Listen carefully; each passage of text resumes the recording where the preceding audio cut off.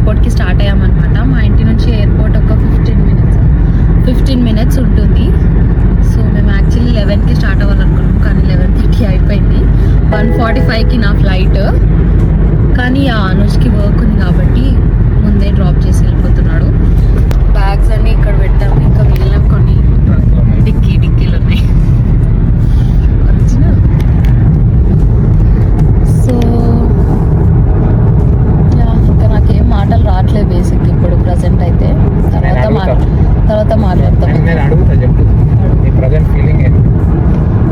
కదిలిస్తే ఇట్లా ఏడుపు వస్తుంది అన్నట్టు ఇట్లా లోపల ఆగిపోయి ఉంది ఏడుపు. అంటే ఎమోషనల్ గా పోతున్నందుక లేకపోతే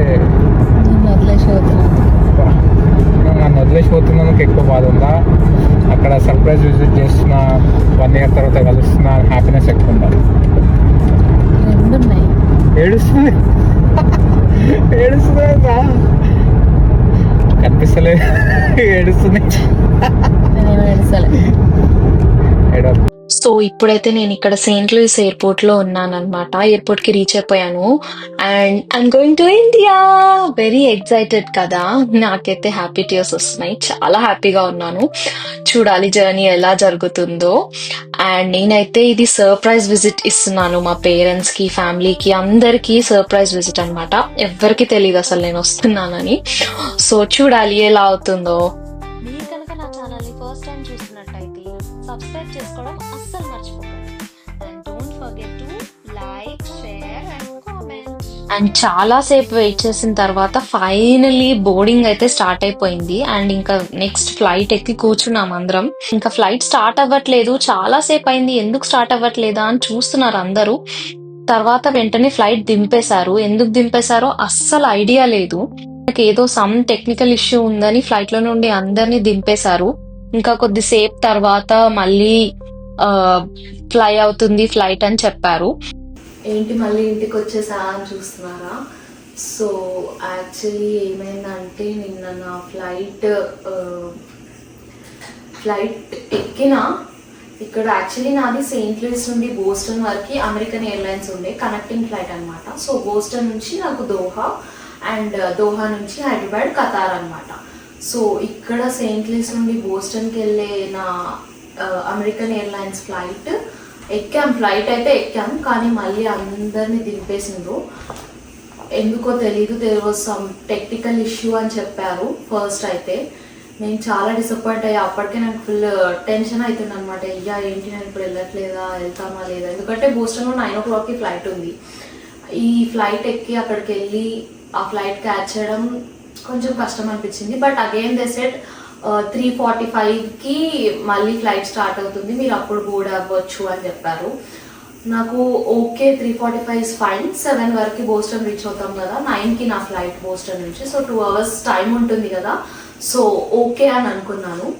కానీ తర్వాత మాత్రం అసలు 3:45ని వాళ్ళు 5 o'clock చేశారు, మళ్ళీ 5:40 అన్నారు. 5:40 అంటే బోస్టన్ రీచ్ అయ్యేసరికి నాకు 9:05 అలా అవుతుంది. 9:05 అంటే 9:15కే నాకు బోస్టన్లో దోహా ఫ్లైట్ ఉంది. నేను అసలు అది ఇంపాసిబుల్, జరగదు అది, నేను ఎక్కలేను. ఎందుకంటే ఫ్లైట్ దిగడానికే అయిపోతుంది అండ్ నేను టర్మినల్ చేంజ్ అవ్వాలి అక్కడ బోస్టన్లో, చాలా నడవడం ఉంటుంది అండ్ ఇట్ కెనాట్ హ్యాపెన్ అని నాకు అర్థమైపోయింది. సో వెంటనే నేను ఖతార్ ఎయిర్వేస్ నుండే ఫ్లైట్ బుక్ చేసుకున్నాను. సో నేను ఖతార్ ఎయిర్వేస్ వాళ్ళకి కాల్ చేసి హెల్ప్ అడిగాను, ఇలా కనెక్టింగ్ ఫ్లైట్ డిలే అయింది, so what can I do అంటే they were like you come to Boston first ఈ ఆప్షన్ ఇచ్చాను. నేను ఒక 4-5 మెంబర్స్తో మాట్లాడా, ఆల్మోస్ట్ 2.5 hours వాళ్ళతోనే మాట్లాడా. నాకు it was a bad experience actually, నచ్చలేదు నాకు and they were not at all helpful. And వాళ్ళకి కాల్ చేస్తే వాళ్ళు చెప్పిన ఫస్ట్ సొల్యూషన్ అయితే ఫస్ట్ మీరు బోస్టన్కి వచ్చేయండి, ఈవెన్ 5:40కి మీరు ఇక్కడ ఫ్లైట్ ఎక్కి బోస్టన్కి అయితే వచ్చేయండి 9:05 వరకు, will try to put you on the next flight when ever it is available అని అన్నారు. కానీ ఆ డేకి ఓకే నేను వెంటనే ఇంకో ఫ్లైట్ ఉందన్నారు, చెక్ చేసి చెప్పండి అంటే ఈ రోజుకి అసలు ఏం ఫ్లైట్స్ లేవు బోస్టన్ నుంచి దోహాకి, ఇదే లాస్ట్ ఫ్లైట్ 9:15కే లాస్ట్ ఫ్లైట్ అని చెప్పారు. సో నేను ఇంకా మరి నెక్స్ట్ డేకి ఫ్లైట్ ఇస్తారా, నేను బోస్టన్లో 1 day మొత్తం ఎట్లుండాలి అని అడిగితే వాళ్ళు అసలు రెస్పాన్స్ ఇవ్వలేదు సరిగ్గా. Again I call them, and again I ask the same question like what I should do, will you Reebok my ticket, మళ్ళీ మీరు రీబుక్ చేస్తారన్న టికెట్ అని అడిగాను, రీబుక్ చేయమని అడిగాను, రీస్కెడ్యూల్ చేయండి నా flight, I cannot catch my Boston flight అని చెప్తే వాళ్ళేమో, సో నేను అడిగా వాళ్ళని బోస్టన్లో నెక్స్ట్ ఫ్లైట్ అవైలబిలిటీ, ఫ్లైట్స్ ఉంటాయి కానీ అందులో సీట్ అవైలబిలిటీ కూడా ఉండాలి కదా, సో ఫ్లైట్ అవైలబుల్ ఉండాలి ఫస్ట్ థింగ్, తర్వాత సీట్ అవైలబుల్ ఉండాలి. అండ్ నేను ఈ ఫ్లైట్లో నేను సీట్ బుక్ చేసుకున్నా స్పెషల్గా, అంటే మనీ పే చేసి బుక్ చేసుకున్నా నేను. సో నాకు నచ్చిన సీట్ ఉండదు, but that's fine, still fine, ఎందుకంటే నేను ఇండియా వెళ్ళడం నాకు ఇంపార్టెంట్ అని అనిపించింది. సో ఎలా వెళ్ళినా ఓకే అనుకున్నాను. But yeah, they were not ready to say the next available flight. So ఇంకా మళ్ళీ ఆ కాల్ అయిపోయింది, మళ్ళీ కాల్ చేశాను నేను, మళ్ళీ ఇంకొక ఏజెంట్కి కనెక్ట్ చేశారు అండ్ మళ్ళీ సేమ్ స్టోరీ. వాళ్ళకి ఫస్ట్ నేను కన్ఫర్మేషన్ ఇవ్వాలి, నేను ఎప్పుడు బుక్ చేసుకున్నా అంత స్టోరీ మళ్ళీ మొత్తం ఎక్స్ప్లెయిన్ చేయాలి. అండ్ తర్వాత వాళ్ళని మళ్ళీ అడిగితే దేవర్ లైక్ ఐ సెడ్, ఇప్పుడు బోస్టన్లో నాకు నెక్స్ట్ డే ఫ్లైట్ దొరకలేదు, ఆ డే దొరకలేదు, నెక్స్ట్ డే దొరకలేదు, 2-3 days అయితే నేను ఎక్కడ ఉండాలి బోస్టన్లో, నేను ఇక్కడ ఉంటాను మళ్ళీ అక్కడ నేను ఒక్కదాన్నే వెళ్ళి ఎక్కడ ఉండాలి అని నాకు మస్తు టెన్షన్ అయింది అనమాట. నాకు ఇంకొక ఆప్షన్ ఇవ్వండి అని నేను గట్టిగా అడిగితే అప్పుడు వాళ్ళు okay will Reebok your flight, కానీ దానికి మీరు ఫస్ట్ మీరు ఆల్రెడీ చెక్ ఇన్ అయిపోయింది. సో ఆబ్వియస్లీ మేము ఇక్కడ ఎయిర్పోర్ట్లో వెళ్ళగానే చెక్ ఇన్ చేసేస్తాం కదా, సో చెక్ ఇన్ అయిపోయింది మీది, ఆ చెక్ ఇన్స్ అన్ని క్యాన్సిల్ చేయండి ఆర్ అన్చెక్ చేయండి, అప్పుడు then only we can do rebooking అని చెప్పారు. సరే ఓకే అని ఇక్కడ నేను ఎయిర్పోర్ట్లో అమెరికన్ ఎయిర్లైన్స్ కనెక్టింగ్ ఫ్లైట్ కదా, so I went to them and I ask them to cancel my check ins. So cancel చేయమని చెప్పా check ins and they were very kind, వాళ్ళు క్యాన్సిల్ చేశారు. అండ్ క్యాన్సిల్ చేశాక నేను మళ్ళీ వాళ్ళకి కాల్ చేశాను, ఖతార్ కస్టమర్ కేర్కి కాల్ చేసి నేను ఇలా చెప్పా, ఓకే మీరు క్యాన్సిల్ చేయమన్నారు చెక్ ఇన్స్, I have cancelled all my check-ins, all the 3 flights కదా, సో 3 check-ins నేను క్యాన్సిల్ చేసేసాను. Now please Reebok my flight అంటే వాళ్ళు మాకు ఇక్కడ అప్డేట్ అవ్వలేదు క్యాన్సిల్ చేసినట్టు, మాకు ఇక్కడ కనిపించట్లేదు క్యాన్సిల్ చేసినట్టు. My point is they can only cancel, వాళ్ళే క్యాన్సిల్ చేయొచ్చు డైరెక్ట్, వాళ్ళ ఫ్లైట్ వాళ్ళ ఖతార్ ఎయిర్వేస్ వాళ్ళ వెబ్సైట్ నుండే నేను బుక్ చేసుకున్నా, సో వాళ్ళే క్యాన్సిల్ చేయొచ్చు యాక్చువల్లీ అయితే. But they were like no first cancel అవ్వాలి. ఓకే, కొద్దిసేపు తర్వాత మళ్ళీ కాల్ చేశారు, ఓకే ఇప్పుడు అప్డేట్ అయిందా క్యాన్సిల్ అయిందా అని కాల్ చేస్తే they were like no it's still not updated, ఇంకా చాలా టైం పడుతుంది, అసలు ఎంత టైం పడుతుందో మాకు తెలియదు అంటే. నేను చెప్పాను నేను వెళ్ళాలి ఇండియాకి అర్జెంట్గా, అన్నీ ప్లాన్ చేసుకుని కదా మనం ఈ టికెట్ బుక్ చేసుకుంటాం, సో కనెక్టింగ్ ఫ్లైట్ డిలే అయితే అది వాడి రెస్పాన్సిబిలిటీయే, they have to provide us in అది అని నేను చాలా మాట్లాడా కానీ they were not helpful at all. And then నేను నాతో పాటు ఇంకా ఫ్లైట్లో వేరే వాళ్ళు కూడా ఉండేనమాట, సేమ్ ఇష్యూతో ఇండియాకి వచ్చే వాళ్ళు, కనెక్టింగ్ ఫ్లైట్ సేమ్ స్టోరీ అనమాట. సో వాళ్ళని వెళ్ళి అడిగాము మీరు ఏం చేశారు, వాట్ హ్యాపెండ్, ఖతార్ వాళ్ళు హెల్ప్ చేశారా అసలు ఏంటి అని. జనరల్గా అయితే మనం ఖతార్ నుండి ఫ్లైట్ బుక్ చేస్తున్నాం కాబట్టి ఖతార్ వాళ్ళే హెల్ప్ చేస్తామని ఎక్స్పెక్ట్ చేస్తాం కదా, so but they were not at all helpful. So అప్పుడు ఏమైంది ఇంకా వాళ్ళని అడిగితే వాళ్ళేమో ఇక్కడే పైన ఎయిర్పోర్ట్లో అమెరికన్ ఎయిర్లైన్స్ వాళ్ళదే కదా కనెక్టింగ్ ఫ్లైట్, వాళ్ళకి వెళ్ళి రీస్కెడ్యూల్ చేయండి మా ట్రిప్ మొత్తం అంటే వాళ్ళు రీస్కెడ్యూల్ చేశారు మాకని చెప్పారు. సో ఇంకా వెంటనే నేను కూడా మళ్ళీ అమెరికన్ ఎయిర్లైన్స్ డెస్క్ దగ్గరికి వెళ్ళి వాళ్ళని హెల్ప్ అడిగాను అనమాట, ఇలా నా కనెక్టింగ్ ఫ్లైట్ డిలే అవ్వడం వల్ల నాకు మిగతా ఫర్దర్ ఫ్లైట్స్ కూడా క్యాన్సిల్ అయిపోయినాయి, సో ప్లీజ్ హెల్ప్ అస్ అంటే like they did the booking in like 2 minutes new flight నాకు రీస్కెడ్యూల్ చేసి టికెట్ ఇచ్చేసాడు అనమాట వెంటనే. కానీ ఖతార్ పీపుల్తో నేను 2.5 hours మాట్లాడినా కూడా they were not able to do this. But American airlines వాళ్ళైతే నాకు 2 minutes వెంటనే అక్కడ ఎయిర్పోర్ట్లోనే నా ముందే నాకు చెప్పారు, కొన్ని అవైలబుల్ ఉన్న ఫ్లైట్స్ గురించి చెప్పి ఇంకా అందులో మీరు ఏది ఓకే అంటే దానికి బుక్ చేస్తామని చెప్పారు. సో నాకు నెక్స్ట్ డే అంటే ఈ రోజు, ఇదంతా నిన్న జరిగింది, ఈ రోజుకి నాకు వెంటనే ఫ్లైట్ సేమ్ ఫ్లైట్ అనమాట.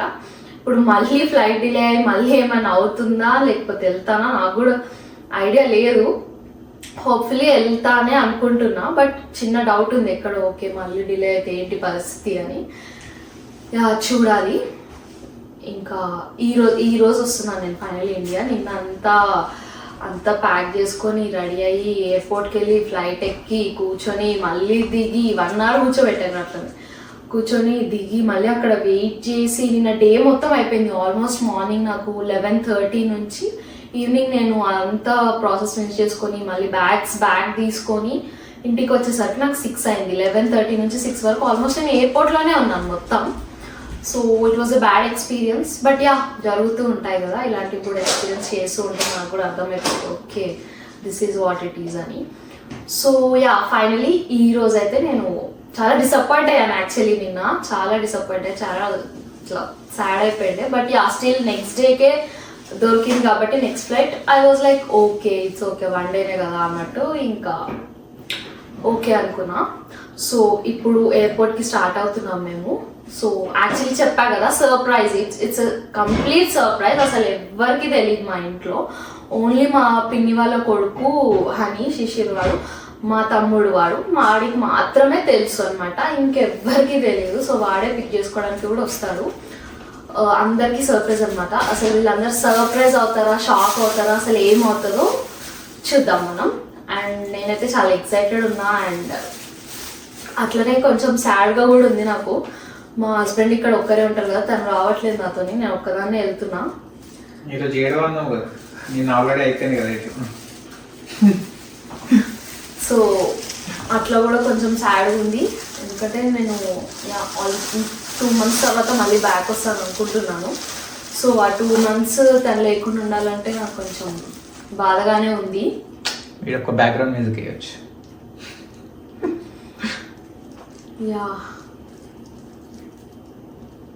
హ్యాపీ, ఎక్సైటెడ్, బాధ, ఆల్ మిక్స్డ్ ఫీలింగ్స్ ఉన్నాయి నాకైతే ప్రస్తుతానికి. సో యా, సర్ప్రైజ్ అవుతారా, షాక్ అవుతారా, అసలు ఏమవుతుందో చూడాలి. మీరు కూడా చూడండి మొత్తం. సో మళ్ళీ ఈ రోజు ఇంకా ఎయిర్పోర్ట్కి వెళ్ళి నా ఇండియాకి జర్నీ అయితే స్టార్ట్ అయిపోయింది. ఈ రోజు కూడా వెళ్తానో లేదో అన్నట్టు డౌట్ ఉండే, కానీ ఫైనలీ ఫ్లైట్ ఫ్లై అయ్యాక నాకు ఇంకా హోప్ వచ్చింది. Okay, I'm finally going to India అని.